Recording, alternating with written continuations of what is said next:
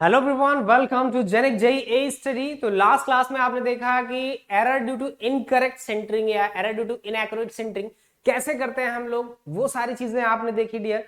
और आज मैं लास्ट टॉपिक है इसका प्लेन टेबल सर्वेइंग का। लास्ट टॉपिक में प्लेन टेबल सर्वेइंग के जो भी चीजें बच गई हैं उसको हम लोग कंप्लीट करेंगे और उसके बाद हम लोग शुरू करने वाले हैं कंटूरिंग। ठीक है, तो बहुत जो इंपॉर्टेंट टॉपिक था error due to incorrect centering वो आपको पता चल चुका है कैसे होता है, तो वो सारी चीजें न्यूमेरिकल प्रैक्टिस भी आप कर सकते हो, कोई दिक्कत नहीं है। ठीक है, आज हम डिस्कस करने वाले स्ट्रेंथ ऑफ फिक्स के बारे में। प्लेन टेबल सर्वेइंग के एडवांटेजेस क्या होते हैं, डिसएडवांटेजेस क्या होते हैं, ठीक है, और क्या एरर्स होती हैं प्लेन टेबल सर्वेइंग में।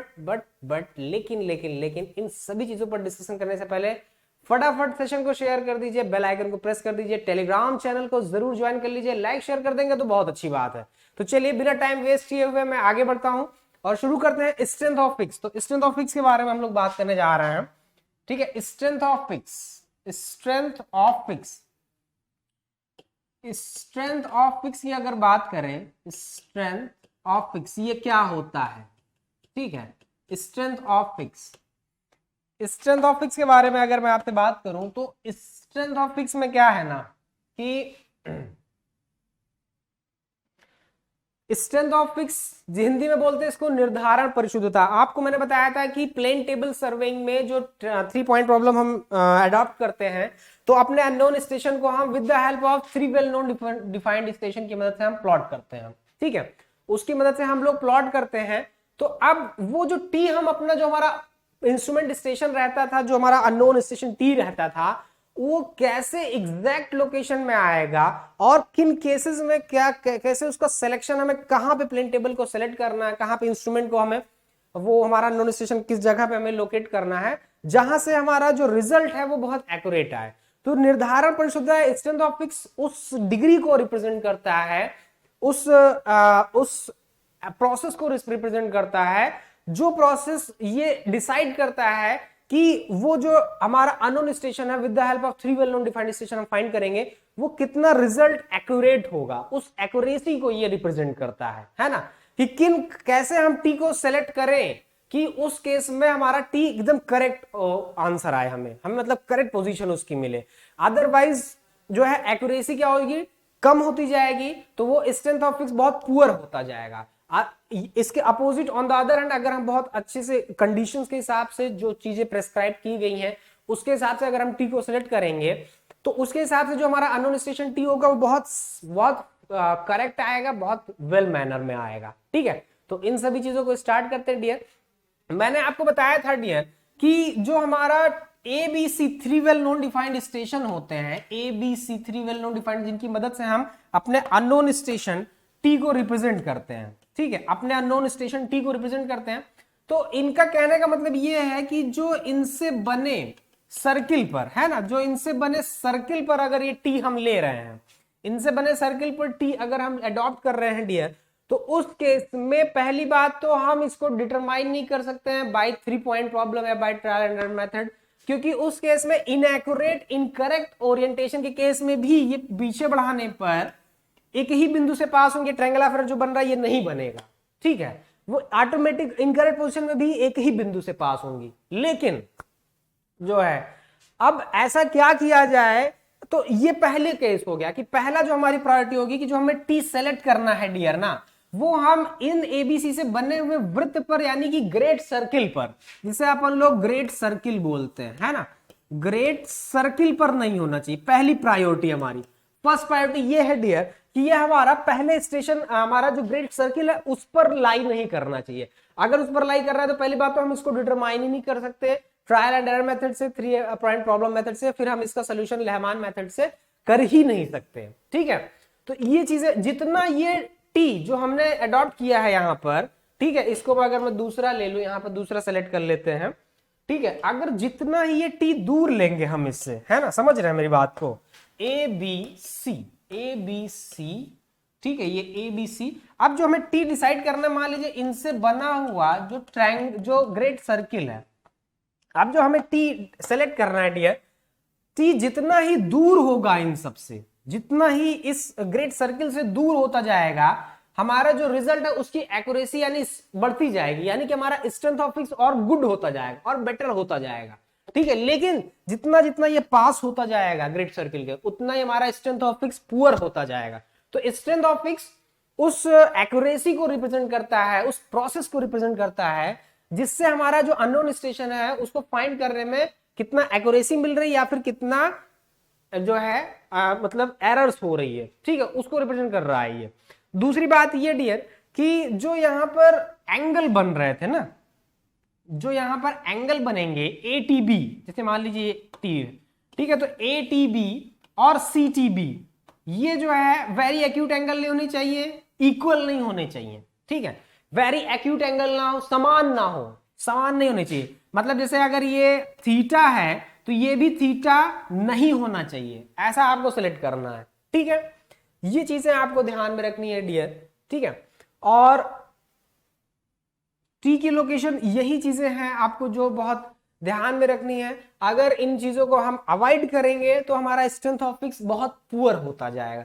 तो स्ट्रेंथ ऑफ फिक्स उस डिग्री को रिप्रेजेंट कर रहा है, उस एक्यूरेसी, डिग्री ऑफ एक्यूरेसी को रिप्रेजेंट कर रहा है जो टी को सही पोजीशन रिप्रेजेंट करने में हेल्प करेगा। अगर और जो रहमान महोदय ने जो रूल्स बताए हैं उनको फॉलो करते हुए हमें टी को ऐसी जगह मानना है। अगर नहीं मानेंगे, उस जगह पर कहीं और मान लेंगे, तब जो है टी हम डिटरमाइन नहीं कर सकते हैं, ठीक है।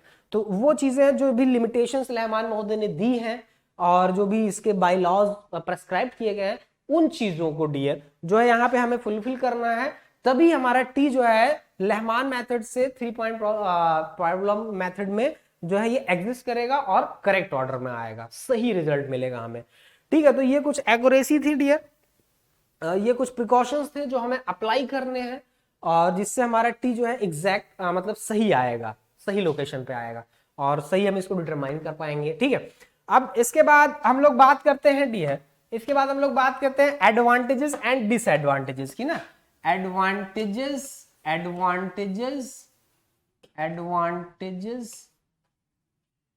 Of plane table survey, of plane table survey ना, प्लेन टेबल सर्वे, ठीक है, और advantages of plane table survey. अब देखिए क्या है कि भाई हर चीज के फायदे भी हैं तो कुछ नुकसान भी होते हैं, ऐसा नहीं है, ठीक है। कुछ अगर उसमें अच्छाइयां भी होती तो कुछ थोड़ी बहुत कमियां भी होती हैं। लेकिन अगर यहाँ पर मैं प्लेन टेबल सर्वेइंग के एडवांटेजेस और डिसएडवांटेजेस की बात करूं ना, तो एडवांटेजेस अगर किसे कंपेयर करें तो डिसएडवांटेजेस के बहुत कम है जितने इसके एडवांटेजेस हैं। पहला एडवांटेज तो ये डियर कि सबसे बड़ा एडवांटेज इसमें ये मिलता है आपको कि फील्ड ऑब्जर्वेशन और प्लॉटिंग दोनों काम साथ साथ फील्ड में कर लेते हैं हम, तो बाद में ऑफिस में बैठ के हमें मैपिंग का काम करने का कोई झंझट नहीं रहता है, कोई दिक्कत वो करने की जरूरत नहीं थी। दूसरी बात, फील्ड में ही ऑब्जर्वेशन कर रहे हैं और फील्ड में ही आप प्लॉटिंग का काम कर रहे हैं, तो हमें अलग से कोई फील्ड बुक या कोई नोटबुक इसका रखने की जरूरत नहीं पड़ती है, ठीक है, क्योंकि कोई चीज मिस होने का चांस ही नहीं रहता है वहां पर, क्योंकि वहीं पर आप फील्ड ऑब्जर्वेशन कर रहे हैं, वहीं पर हम लोग जो है क्या कर रहे हैं, वहीं पर हम लोग जो है प्लॉटिंग का भी काम कर ले रहे हैं, ठीक है। ये बहुत बड़ा बेनिफिट है। दूसरी बात, जब क्षेत्र छोटा हो, लगभग समतल हो और घनी आबादी वाले क्षेत्रों में जहां पे चेन सर्वेइंग और कंपास सर्वेइंग रिलायबल नहीं है, वहां पर हम इसको यूज कर सकते हैं। बहुत ज्यादा हायर एक्यूरेसी की डिमांड ना हो, जहां पर बहुत अति परिशुद्ध रिजल्ट की जरूरत ना हो, वहां पर हम जो है प्लेन टेबल सर्वे को यूज कर सकते हैं डियर। और मैं बता दूं आपको कि जहां पर मैग्नेटिक इफेक्ट एग्जिस्ट कर रहा है ना, कोई मेटेलिक चीजें जहां पर हम लोग चेन सर्विंग नहीं कर कंपास सर्विंग नहीं अडॉप्ट कर पा रहे हैं, वहां पे प्लेन टेबल सर्विंग आप अडॉप्ट कर सकते हैं। तो ये कुछ बहुत बढ़िया इसके जो है एडवांटेजेस हैं, बेनिफिट हैं जो हमें प्लेन टेबल सर्विंग में मिलते हैं, एडवांटेज मिलते हैं। दूसरी बात ये डियर की बहुत हाई बहुत कॉस्टली नहीं है, बहुत इसमें हाई कॉस्टली जो इंस्ट्रूमेंट यूज नहीं होते जैसे थियोडोलाइट में होते हैं, टोटल स्टेशन वगैरह में होते हैं। इसमें एक सिंपल और इजी वे में, मैनर में, सिंपल वे में इंस्ट्रूमेंट यूज होते हैं, बहुत सस्ते और साधारण टाइप के, मतलब बहुत उसमें बहुत ऐसा नहीं कि बहुत ज्यादा थ्योरी, कोई बहुत ज्यादा प्रिंसिपल, बहुत ज्यादा डेवलप, बहुत ज्यादा मतलब टेक्निकल, बहुत ज्यादा इलेक्ट्रॉनिक डिजिटल, ऐसा कुछ नहीं है। सिंपल इंस्ट्रूमेंट है और उनका वर्किंग प्रोसीजर भी सिंपल है, इजी है। एक सामान्य सर्वेक्षक भी उनसे जो है अच्छे से सर्वेइंग ऑपरेशंस आगे प्रोसीड कर सकता है, सर्वेइंग ऑपरेशंस कर सकता है डियर। तो बहुत ज्यादा ग्रेट स्किल की भी रिक्वायर्ड नहीं होती है इसमें, सर्वेयर को बहुत ग्रेट स्किल सर्वेयर की भी जरूरत नहीं पड़ती, सामान्य सर्वेक्षक भी इसको आसानी से कर सकता है, थोड़ा सा उसको बस ध्यान देने की जरूरत है। ये सारे बेनिफिट जो है अगर इसके बात करें तो बहुत सारी इस तरह से बेनिफिट मिलते हैं। और जो इसमें एसेसरीज हैं, अच्छा अगर डिसएडवांटेजेस की बात करूं मैं, दूसरी बात अगर मैं इसके डिसएडवांटेजेस की बात करूं डियर, ठीक है, डिसएडवांटेजेस, ठीक है ना। अगर डिसएडवांटेजेस की बात करूं डियर मैं, तो डिसएडवांटेजेस बहुत कम है इसकी तुलना में, एडवांटेजेस की तुलना में डिसएडवांटेजेस बहुत कम है डियर। क्या है कि अब जैसे ये एक असेंबली है, इसमें प्लेन टेबल भी है, ट्राइपॉड भी है, एलिडेट भी है, स्पिरिट लेवल भी है, यूफॉर भी है, प्लम बॉब भी है, और पेंसिल वगैरह, ड्राइंग शीट वगैरह, मैलेट वगैरह, स्टेशन पैक, रेंजिंग रॉड वगैरह, ट्राइपॉड, ये सारी चीजें हैं। तो एक अच्छी खासी एक एसेसरीज बन जाती है। फुटकर सामान बहुत ज्यादा हो तो उससे सामान के गुम होने का, खोने का खतरा बना रहता है। ढेर सारे सामानों को आपस में लाने ले जाने में सुविधा नहीं होती है हमें, ठीक है। अब ट्राइपॉड भी पकड़ो, प्लेन टेबल भी पकड़ो, और भी सारी चीजें, तो लाने ले जाने में भी दिक्कत होती है। ट्रांसपोर्ट मतलब पोर्टेबल भी जो है थोड़ा सा प्रॉब्लम क्रिएट करता है, हैंडलिंग इजी, थोड़ा सा लाने ले जाने में प्रॉब्लम होती है।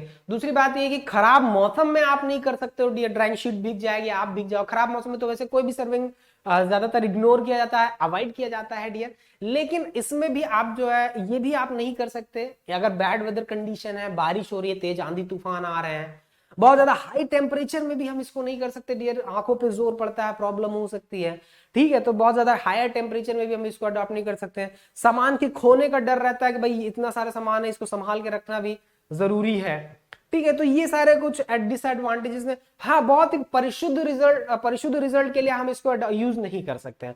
बहुत लॉन्ग वे में, बहुत लॉन्ग मैनर में, बहुत लंबे चौड़े सर्वेइंग वर्क के लिए हम इसको यूज नहीं कर सकते। एक साधारण प्रकार के सर्वेक्षण कार्यों के लिए, सामान्य एक टॉपोग्राफी के लिए जो है, जहां पर बहुत हायर एक्यूरेसी की डिमांड ना हो, वहां पर हम डियर प्लेन टेबल सर्वेइंग को यूज कर सकते हैं, ठीक है। अगर मैं एरर्स की बात करूं डियर, अगर मैं इसमें एरर्स की बात करूं, errors in plane table surveying ना, errors in plane table surveying, errors in plane table surveying, ठीक है ना। Errors in plane table surveying की अगर हम लोग बात करें डियर, तो वैसे ही एरर इसमें भी है, जैसे पहले आप सभी आप सबने पढ़ा है, जैसे कि जो है इंस्ट्रूमेंटल एरर हो सकती है भाई, है ना। इंस्ट्रूमेंट में कोई डिफेक्ट है तो उसकी वजह से जो एरर होगी, इंस्ट्रूमेंटल एरर हो सकती है। आपसे ऑब्जर्वेशनल एरर हो सकती है डियर, ऑब्जर्वेशन लेने में आप कोई गलती मिस्टेक कर दो तो वो ऑब्जर्वेशनल एरर में आ जाएगा। तीसरा है डियर एरर इन प्लॉटिंग, ठीक है, एरर इन प्लॉटिंग, प्लॉटिंग में आपसे एरर हो सकती है डियर, एरर इन प्लॉटिंग आपसे हो सकती है। तो ये कुछ एरर्स हैं जो इसमें पॉसिबल है, हो सकते हैं डियर, सिंपल है, कोई बहुत ज्यादा वो नहीं है, जैसे सब में थे उसी तरह से इसमें भी है, ठीक है। ये एक एरिया की एक तरह से एक थोड़ा सा वहां का फीचर का एक स्केच ड्रॉ करके आपको देता है डियर, ठीक है। तो आपने सीख लिया error due to inaccurate centering क्या होता है, उस पर एक न्यूमेरिकल भी हमने सीख लिया। हमने ये देखा है कि भाई इसके एडवांटेजेस क्या है, डिसएडवांटेजेस क्या है, स्ट्रेंथ ऑफ फिक्स भी हमने देख लिया dear. Errors in plane table surveying में कौन कौन से एरर्स हो सकते हैं ये भी हमने देख लिया। एडजस्टमेंट की बात करें डियर अगर हम, तो एडजस्टमेंट भी वैसे ही है जैसे कि एडजस्टमेंट अगर बेसिकली बात करें ना एडजस्टमेंट की, ठीक है, टेस्टिंग एंड एडजस्टमेंट है ना, टेस्टिंग एंड एडजस्टमेंट की अगर मैं बात करूं डियर आपके साथ, तो टेस्टिंग एंड एडजस्टमेंट में भी क्या है ना कि ज्यादातर वही इस एडजस्टिंग, टेस्टिंग और एडजस्टमेंट किसका पड़ता है, प्लेन टेबल का पड़ता है डियर, प्लेन टेबल का पड़ता है आपके, ठीक है। और दूसरा एलिडेड का ना, एलिडेड का, तो इन दोनों का जो है हमें एडजस्टमेंट भी करना पड़ सकता है। ट्राइपॉड वगैरह डिफेक्टिव है, प्लेन टेबल डिफेक्टिव है, तो उन सब का चीजों का करना पड़ सकता है। और एलिडेड है तो एलिडेड का भी एडजस्टमेंट कर सकते हैं। तो बहुत सिंपल है, कोई दिक्कत की बात नहीं है। अगर आप सर्वेयर हैं, अगर आप सिविल इंजीनियर हैं, अगर आप सिविल इंजीनियर के स्कॉलर हैं, तो जितने भी इंस्ट्रूमेंट यूज होते हैं सर्वेइंग में और जो भी सर्वेइंग के इंस्ट्रूमेंट हैं उनका आपको टेस्टिंग और एडजस्टमेंट जरूर आना चाहिए। फिर चाहे आप प्लेन टेबल सर्वेइंग करिए, फिर चाहे आप थोरोलाइट सर्वेइंग करिए, फिर चाहे आप कंपास सर्वेइंग करिए, फिर चाहे आप लेवलिंग करिए, फिर चाहे आप कर्व करिए, फिर चाहे आप थोरोलाइट करिए, फिर चाहे आप जो भी मतलब सर्वेइंग के मेथड्स हैं, ठीक है। तो वो चीजें आनी चाहिए, ठीक है। तो कॉन्ग्रेचुलेशंस, आपका ये plane table surveying is now complete. Plane table survey is complete, okay. Plane table survey आपका डियर कंप्लीट हो चुका है, कॉन्ग्रेचुलेशन, बधाई हो।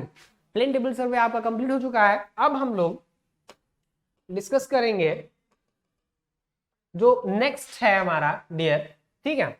नेक्स्ट हमारा जो टॉपिक है जिसपे हम आपसे चर्चा करने वाले हैं, आपसे डिस्कशन करने वाले हैं, उसकी मैं बात कर रहा हूं, दैट इज कंटूरिंग। छोटा सा यूनिट है लेकिन बहुत काम की चीज है, ठीक है। तो contouring is our next topic, contouring, CONTOURING। जी हाँ, कंटूरिंग पे आज मैं आपको थोड़ा सा इंट्रोडक्शन दूंगा, ठीक है।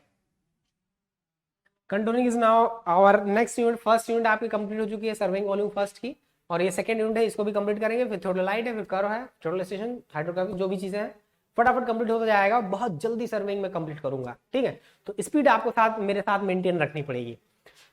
तो कंटूरिंग की अगर मैं बात करूं डियर, तो कंटूरिंग को हिंदी में बोलते हैं समोच्च रेखण, समोच्च रेखण हिंदी में बोलते हैं। तो कंटूरिंग क्या है एक्चुअली की भूमि पर समान उच्चता वाले, भूमि पर समान उच्चता वाले किसी संदर्भ तल के रिस्पेक्ट में, रेफरेंस में, भूमि पर किसी संदर्भ तल के रेफरेंस में, रिस्पेक्ट में जो है, किसी स्टैंडर्ड रेफरेंस लेवल के रिस्पेक्ट में समान उच्चता वाले बिंदुओं को ढूंढना जो है, को जो प्रक्रिया होती है, जो प्रोसेस होता है, उसको कंटूरिंग कहते हैं डियर। अब इसमें हम लोग मैपिंग भी करते हैं और उसको ड्राइंग शीट पर प्लॉट भी करते हैं। तो कंटूरिंग क्या है ना कि एक तरफ से प्लान और सेक्शन दोनों रिप्रेजेंट करता है, मतलब आपको हॉरिजॉन्टल डिस्टेंस भी प्रोवाइड करता है प्लस वर्टिकल डिस्टेंस भी प्रोवाइड करता है। तो एक तरह से ये प्लान का भी और सेक्शन दोनों चीजों का काम करता है, बहुत इफेक्टिव है। और इसमें हम लेवल इंस्ट्रूमेंट को यूटिलाइज करते हैं। लेवल इंस्ट्रूमेंट की मदद से किसी पॉइंट का, अब ये क्या करता है कि किसी पॉइंट का एलिवेशन भी बताता है, डिप्रेशन भी बताता है, जैसे लेवल इंस्ट्रूमेंट बताता था। तो ये एक फीचर का, एक एरिया का एलिवेशन, उसमें पॉइंट्स का एलिवेशन डिप्रेशन बताता है।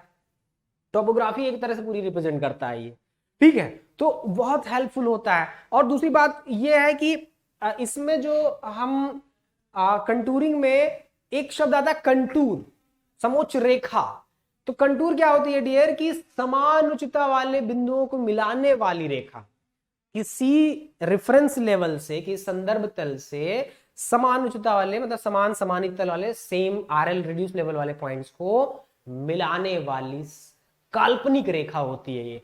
एक्चुअली में ग्राउंड पर ये लाइन इमेजिनरी होती, काल्पनिक होती, लेकिन इसको नक्शे पर दर्शाना संभव है, मैप पर हम इसको रिप्रेजेंट करना पॉसिबल है। इस वजह से ये मैप पर तो ये ट्रू पोजीशन ले लेती है, मैप पर ये सत्य रूप ले लेती है, लेकिन ऑन द फील्ड ग्राउंड में ये इमेजिनरी होती है डियर। तो इसलिए जो है आप रियल में तो ये एज ए इमेजिनरी लाइन है, लेकिन जब हम इसको मैप पर ड्रॉ कर लेते हैं तब ये ट्रू पोजीशन हो जाती है, तब ये एग्जैक्ट मतलब सही सत्य स्थिति ले लेती है, तो सत्य रूप ले लेती है। ये चीज बहुत ध्यान देने की जरूरत है आपको। तो ये जो पॉइंट्स हम ग्राउंड में फीचर्स, ये पॉइंट जो हम डिटरमाइन करते हैं, ढूंढते हैं, और इस प्रोसेस में जो पूरा प्रोसेस होता है, इस पूरे प्रोसेस को डियर कंटूरिंग कहते हैं।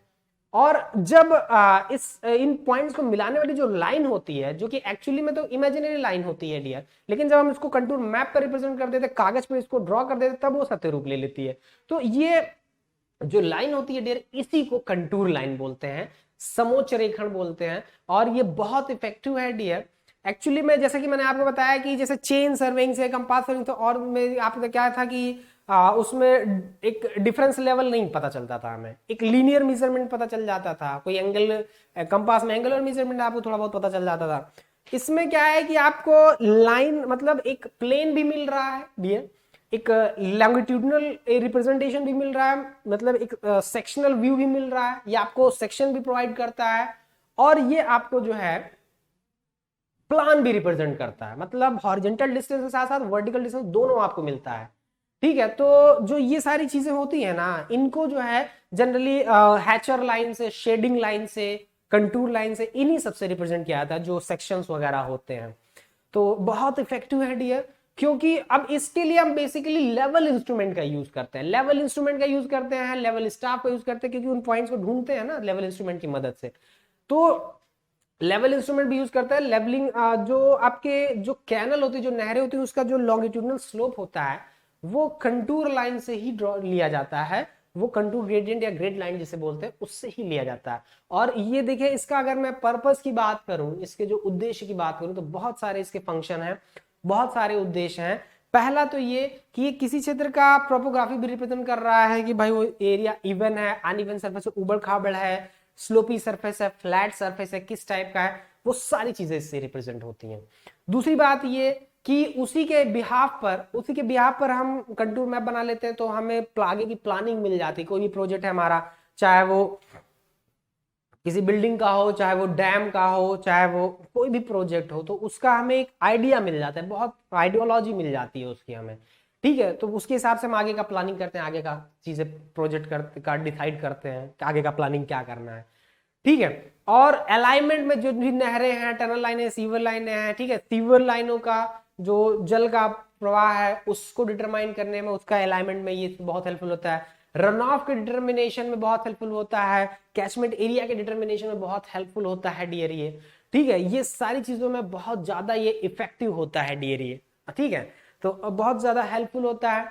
और ये कटिंग और फिलिंग भी इससे जो है हम लोग को हेल्पफुल होता है कि कितना कटिंग करना है, कितना फिलिंग करना है, ये भी हमें आइडिया मिल जाता है डियर, ठीक है। तो और उस क्षेत्र का हमें प्लान मिल जाता है, एक सेक्शन मिल जाता है, उसका डिप्रेशन क्या है, एलिवेशन क्या है, रिलेटिव जो है चीजें हमें एलिवेशन वगैरह हमें डिटरमाइन होते हैं। तो ये बहुत सारे बेनिफिट हैं डियर जो हमें इससे मिलते हैं। और इसकी अगर मैं बात करूं तो फिर जो एलिवेशन इससे मिलते हैं, उनसे आगे हम अलाइनमेंट में भी हेल्पफुल होता है ये हमारे लिए। तो बहुत सारे इसके बेनिफिट्स हैं, उन सभी बेनिफिट्स में अगर कुछ बचेगा तो फिर मैं आपको रिप्रेजेंट करूंगा, ठीक है। तो इन सभी चीजों को हम लोग डिस्कस करेंगे और डिटेल में डियर। और कंटूर मैप की मदद से हम जो है कोई एक गिवन स्लोप भी, मतलब एक गिवन कंटूर को हम एस्टेब्लिश कर सकते हैं इन द फील्ड में भी। मतलब जो मैप आपने ड्रॉ किया उस मैप की मदद से उस स्लोप को प्रोवाइड कर सकते हैं हम इन द फील्ड में भी, हम जाके उसको प्रोवाइड कर सकते हैं जो फील्ड में नहीं गिवन अभी हमने किया है, ठीक है। तो ये बहुत सारे बेनिफिट हैं डियर। तो कंटूर हम लोग नेक्स्ट लेक्चर में डिस्कस करूंगा मैं आपके साथ बहुत डिटेल में, ठीक है। Thank you everyone. तो हम लोग मिलते हैं नेक्स्ट लेक्चर में। Thank you everyone, thank you so much.